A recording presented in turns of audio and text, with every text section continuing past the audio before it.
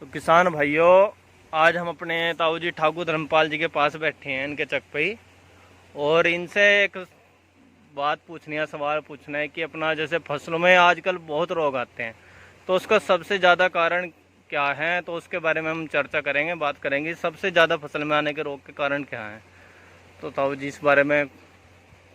हाँ, नमस्कार किसान भाइयों। ये प्रताप सिंह ने बहुत अच्छा सवाल करा।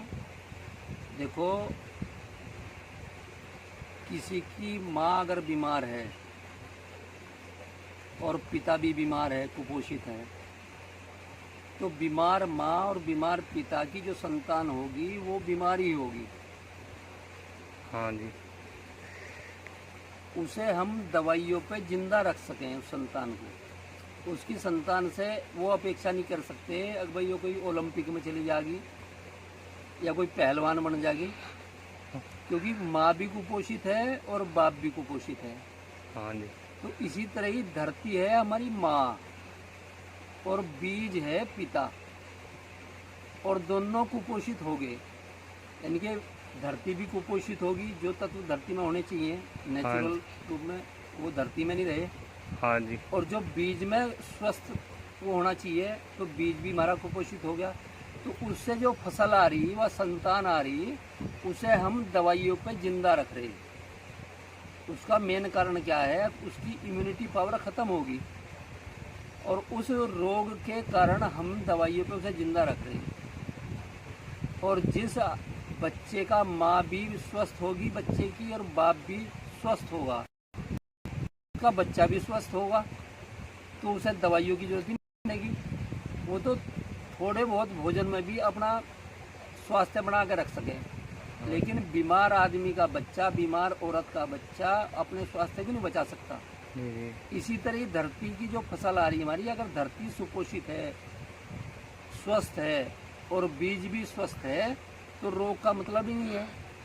क्योंकि उसकी जो फसल आ रही, उसकी रोग प्रतिरोधक क्षमता इतनी ज़्यादा होगी, अब उस पर रोग असर नहीं करने का, ना कीट असर करने का। जी जी। तो सबसे पहले हमें धरती को स्वस्थ बनाना है। धरती का जो वास्तविक भोजन है उस पर हमें ध्यान देना है। तो उसके लिए गाय के गोबर से जीवामृत, घन जीवामृत, यानी कि जो वो है मल्चिंग, इनके द्वारा धरती का पोषण करना हमें। जी जी। और धरती के अंदर जो तत्व चाहिए वनस्पति को, वो तत्व धरती में गहराई में है। उन तत्वों को लाने का काम कर रहा केंचुआ, उन्हें सप्लाई करने का वनस्पति को काम कर रहा सूक्ष्म जीवाणु। तो हमें दोनों सूक्ष्म जीवाणु और केंचुआ चाहिए, और धरती के वो तत्व ऊपर चाहिए। तो उसके लिए जीवामृत, घन जीवामृत, गाय का गोबर, गोकृपामृत, मल्चिंग, जितना भी हम दे सकें उसे देना चाहिए। तो जी ताऊ जी, जैसे अपना अब तो रासायनिक खेती बहुत ज़्यादा होगी, और जो कई कई साल से बहुत ज़्यादा जहर डाल रहे हैं, और हर साल वो बढ़ता ही जा रहा है। और इस बार तो देखो कि 38 गन्ना है, जो बहुत ज़्यादा रोग है और बहुत ज़्यादा दवाइयाँ भी डली है, उसके बावजूद भी वो कंट्रोल नहीं हो रहा। तो अब कुछ किसान कहेंगे भाई हम तो एकदम से शुरू नहीं कर सकते कि पैदावार एकदम कम हो जाएगी। बहुत सबसे ज़्यादा लोगों का यही होता है कि किसान यही बोलता है कि भाई पैदावार हमारी बिल्कुल कम हो जाएगी, ख़त्म हो जाएगी। तो उसके लिए वो ये बात सही है या कितनी सही है और कितनी नहीं सही है? इसके लिए वो कितनी, मतलब कि अगर अच्छी पैदावार, धरती की उर्वरकता के आधार पर पैदावार बढ़ती है। जी जी हाँ। तो जैसे जैसे धरती की उर्वरकता बढ़ती चली जाएगी, धरती के अंदर कार्बन बढ़ती चली जाएगी। जी जी। तो ये जो वातावरण है, इस वातावरण में 78% नाइट्रोजन है। जी हाँ।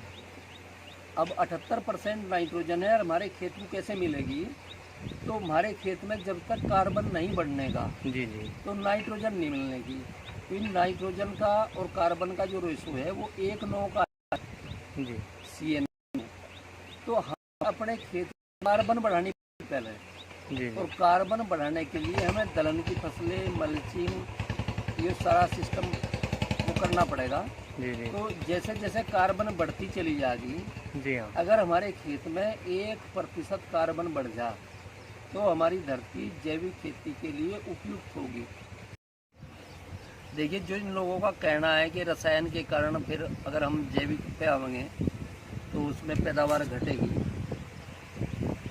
देखिए ये रसायन है, जैसे आदमी के शरीर में हम दारू पीते हैं तो उत्प्रेरकता पैदा करे रक्त में, हाँ जी, और वो उत्प्रेरकता पैदा करने के बाद में एक उसका पीरियड है, फिर वह उत्प्रेरकता डाउन होना शुरू हो तो निस्तेज होना शुरू हो जाए चेहरा आदमी का, दारू पीने वाले का। हाँ जी, और जब डाउन हो जाए बिल्कुल, फिर वो एक पब्बा लेगा, हाँ जी। फिर हटके उत्प्रेरकता बढ़ेगी उसकी, तो फिर सर तेज साहब आएगा, जैसे डबल डोज से आ गई फिर। डबल डोज आ गई तो फिर नीचे जाएगा। हाँ जी, और जो आदमी दूध पी रहा जी जी, और घी खा रहा या बादाम खा रहा, उसे खाने के बाद में दूसरों को पता भी नहीं लगता कि वो खा गया है नहीं खा गया। जी जी, हाँ कोई, उसे खुद को भी नहीं पता लगता, अगर यार तेने दूध पिया था, ताकत तो तेरे में दिखाई नहीं दे रही, जी जी, हाँ, लेकिन पौवा पी के उसे तुरंत पता लग जाए कि भाई हाँ कुछ आया है सर से। जी जी, हाँ, तो इसी तरह ही ये सिम्टम्स और सिस्टम, सिम्टम्स हो लक्षण जी जी, और सिस्टम हो वो तंत्र। तो जैविक खेती तंत्र पे काम करे, लक्षण पे काम नहीं करती। जी जी, जैसे दवाई, ये क्या नाम, दारू जी जी, हाँ, लक्षण दिखावे ताकत होने के, जोश आने के, जी लेकिन दूध और घी उसके सिस्टम को मजबूत करे। तो सिस्टम मजबूत होना और सिस्टम मजबूत दिखना, जी जी, तो दिखना और होने में बहुत बड़ा अंतर है। जी हाँ, मान लिया हमारा शरीर तो दिख रहा खूब तकड़ा था, जी हाँ, और भीतर से हम बिल्कुल सारा सॉफ्टवेयर चौखरा हमारा खोखले हैं, मतलब के अंदर कुछ है ही नहीं। तो इसी तरह ही रासायनिक कृषि दिखने में या दिखाई दे बहुत लहलाती हुई, जी जी, और जो जैविक कृषि है, नेचुरल फार्मिंग है, जी हाँ, ये बिल्कुल नॉर्मल हो, लेकिन आखिर तक जाके इसकी जो फसल होगी वो गुणवत्ता युक्त हो। जी जी, भले ही उत्पादन में उससे 2-4% कम हो जा, लेकिन गुणवत्ता युक्त होगी और पैदावार भी उससे कम नहीं होने की। जी, लेकिन लागत इसमें जो दवाई का, खाद का, वो लागत बच जाएगी, वो उसमें बच जाएगी और बीमारियों का प्रकोप भी कम होता है कम हो जैविक में। जाएगा। मतलब कि अगर कुछ किसानों का एक सवाल भी और होता है कि भाई पास में कोई जैव रासायनिक खेती कर और मैं जैविक शुरू भी कर दूं तो उसके खेत में बीमारी आएगी तो मेरे में भी आएगी। नहीं, देखो बीमारी इस तरह नहीं होती। जी जी, बीमारी का कारण है असंतुलित भोजन और असंतुलित पानी। जी जी, जो पड़ोस के खेत में बीमारी आई और उसी से ही मेरे खेत में बीमारी आ जाएगी, ऐसा होता नहीं। जी। ये सब भ्रम के रखा लोगों ने। जी अगर जैसे कहते हैं कि भाई कोई आदमी बीमार हो गया, जी, हाँ, अगर भैया छूत की बीमारी, इससे इसके आसपास जो भी लगेगा वो बीमार हो जाएगा। जी हाँ, अजी पूछा हॉस्पिटल में सारे बीमार इकट्ठे हो रहे, वहाँ तो कोई डॉक्टर या कंपाउंडर नहीं बीमार होता, जी हाँ, जी जो उन्हीं के बीच में रह रहे। जी, हाँ, भाई कंपाउंडर डॉक्टर तो उन्हीं बीमारों के बीच में है, जी जी, लेकिन सांस भी ले रहे हैं, वे तो बीमार नहीं हो रहे। तो इसी तरह ही बीमारी तो जिसकी इम्यूनिटी पावर कम होगी उस पर अटैक करेगी। उस पर अटैक करेगी। अगर हम रासायनिक कर रहे हैं और दूसरा भी रासायनिक है तो उसके खेत का रोग हमारे खेत में आएगा ही आ आएगा। सकता है, लेकिन अगर हम जैविक कर रहे हैं तो हमारे खेत में तो क्योंकि हमारे खेत की तो इम्यूनिटी पावर ज्यादा है, इम्यूनिटी पावर मजबूत तो है, उसमें आने की नहीं, उसमें वो आएगी नहीं। हाँ। आएगी भी तो मात्र 5%, जिसका हम 5% 10% तक के किसी भी फसल में अगर 5% रोग है जी जी, या कीट लग रहा, उसमें दवाई की जरूरत ही नहीं है। उसका कोई नुकसान नहीं है।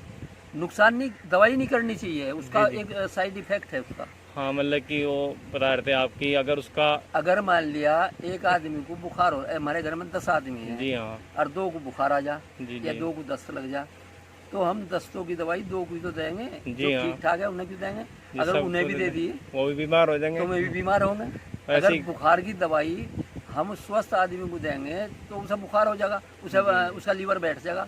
जी जी जी, तो इसी तरह ही 5% अगर हमारे फसल में रोग है किसी जी। कारण से, वो बीज की कमी के कारण हो या असंतुलित भोजन के कारण हो, जी जी, और दवाई छिड़क दें हम रासायनिक पूरे खेत पे, जी, तो जो हमारा स्वस्थ पेड़ था वो भी उसकी बीमार हो इम्यूनिटी जाएगा। डाउन हो जाएगी। जी जी, क्योंकि कई चीज पे डिपेंड करे फसल निरोगा होना। सबसे पहले तो भूमि सुपोषित हो, जी जी, दूसरे हमारे बीज सुपोषित हो, तीसरे बीज की क्वालिटी। अगर हम अपना अच्छा बीज नहीं बोएंगे, जी क्योंकि जी। बीज सलेक्शन करने का भी एक तरीका है।